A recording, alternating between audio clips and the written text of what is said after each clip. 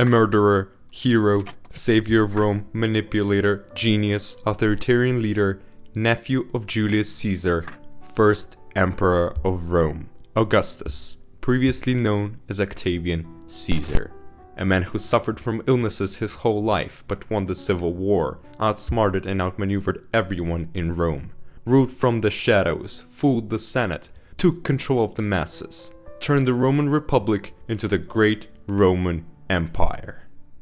Born on the verge of Republic's collapse was the man who created the Roman Empire, the man who made us remember Rome 2,000 years later, the man who engraved his name in history, reformed a corrupted, falling bureaucracy into the strongest empire to ever exist, dismantled the Republic, publicly keeping the Senate and pretending to keep the old political structure while ruling from behind.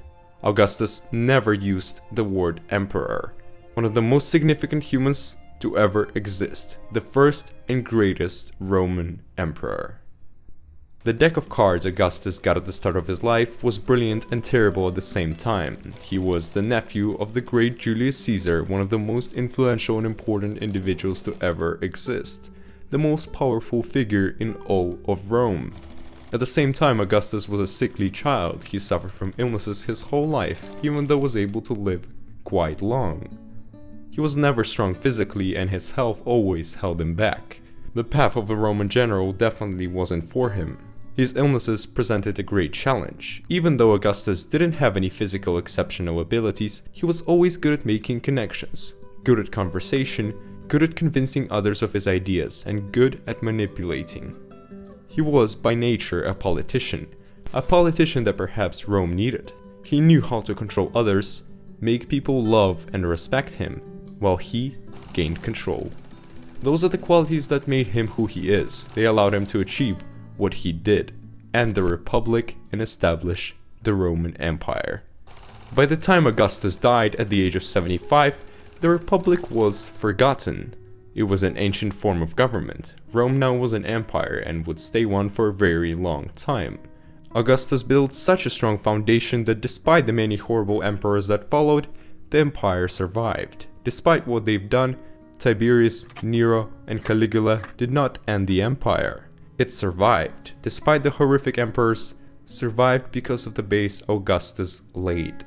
Survived for 500 years, or 1500 if you want to count the Byzantine Empire.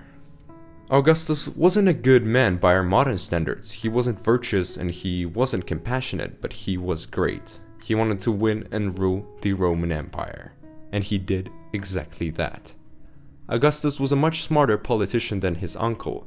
Caesar got himself murdered. Augustus was able to fool and control everyone in Rome. The people loved him. No one would dare to touch him.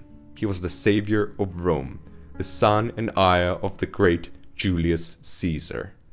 Returning to Italy at the age of 18, after his military studies, he was told that Caesar was murdered by his own brothers, by the men he considered his great friends.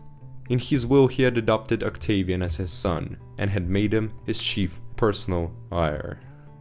Against the advice of his stepfather and others, he decided to take up this perilous inheritance and proceeded to Rome. Octavian wanted revenge. He wanted to kill his uncle's murderers. He wanted to unite the Roman territories and finish what his uncle had started, create the Roman Empire and become the ruler of it all. Antony, the surviving Caesar's right hand, was against that. The murderers of Caesar, Cassius and Brutus, were of course against that too. Cicero wanted to restore the Republic. Augustus outsmarted them all, ending the civil war. As Octavius just arrived in Rome, his situationship was rather difficult. It is unjust to undermine his abilities. He was perhaps the only one who could perform what he did. His political skills and ability to manipulate others were exceptional. At the time of Caesar's death, Octavian was not famous, had no powerful connections in the Senate, and had no wealth of his own. The only powerful card he held, his joker, was being Caesar's principal heir. Caesar's wealth was in Antony's hands, who hoped to rule after Caesar, but was destroyed when got to know that Octavian was the one to inherit Caesar's greatness. Antony was not willing to simply give up what he got, so Octavian exploited the existing tensions in the Senate to force to give up Octavius's inheritance. Caesar's murderers fled Rome. The public was not happy with what they did. Octavius's next move on the chessboard was to eliminate them. Octavian united with Antony and faced the armies of Caesar's murderers. They defeated them and split the Roman state. To not spend too much time on the details, just understand that Octavian took the west and Antony took the east. Now, they ruled Rome together, but not for long, as Octavian wanted it all. While Antony believed the east was his, he was fighting new wars. Octavian planned to take over. Antony destroyed himself with his foolish actions, and the Senate let Octavian declare war on him. As Octavian's armies destroyed Antony in battle, he committed suicide. Octavian now ruled all of Rome. Octavian was not going to commit the mistake of his uncle. He was a political genius, knew how to manipulate the opinions of the public, and knew how to gain the control of the Senate, while staying in the shadows. He didn't declare himself an emperor, he declared the restoration of the Republic. He celebrated the senators while in reality having full control. The Republic wasn't an illusion, it was the time of the Empire. He had himself first elected consul year after year, but then vacated his title, keeping some of its powers. Octavian ruled Rome, the Senate was his. They did and spoke under his desire. He had the army, he had the Senate, he had all of Rome in his hands. He was the savior of the Republic, and then became Augustus, the Emperor of Rome. Augustus understood human nature. He knew how to deal with people, he knew when to attack and who to make peace with. His timing was close to perfection. He was able to hold the paranoid senators in his back pocket and managed to defeat Mark Antony. Better than any of the leaders in ancient history, Augustus applied manipulation and propaganda on his way to the throne, and while he ruled, he encouraged Virgil to write a moving epic of Rome, the Aeneid, one of the world literature's eminent poems. Augustus used architecture and literature to show his power, making himself inseparable from Rome itself. He was the Roman Empire, and the Roman Empire was his. Augustus was one of the first to write his autobiography and distributed it throughout the empire to make sure he is remembered the way he desired. Augustus believed Rome was the greatest civilization to ever exist, an empire without end. Augustus identified Rome's destiny with his own destiny. He was able to see problems before they arise and provide solutions that work for centuries to come.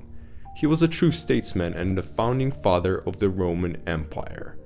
Augustus was not like his successors, many of whom didn't have a political philosophy based on principles. Their decisions were irrational, based on emotions. Augustus was calculated and determined to increase the prosperity of his empire. It was due to his efforts that Pax Romana became a thing, a time of peace in which Roman people lived the best. During the Pax Romana, the wealthy built huge decorated houses. The average citizen worked hard and lived reasonably comfortably in modest housing. Before Augustus, Rome wasn't what you think it was. The Rome most of us envision is the Rome Augustus laid the foundation for. People lived in peace, which was truly a miracle 2,000 years ago, something no one thought could be achieved. The empire was all unified under one language, currency, and judicial system. During Augustus's rule, a system of roads were built to connect the empire, which would not be rivaled until the 19th century. Augustus won the Civil War, that's a great accomplishment in of itself, but he also established a truly prosperous empire. It was probably more loved by people than any other ancient emperor. Like most great men of history, Augustus was no innocent man. He can easily be considered a tyrant who executed many innocent men. He definitely had a dark side, but is nonetheless the greatest political leader of ancient times. It was a pleasure to create this video, and I wish you a great day.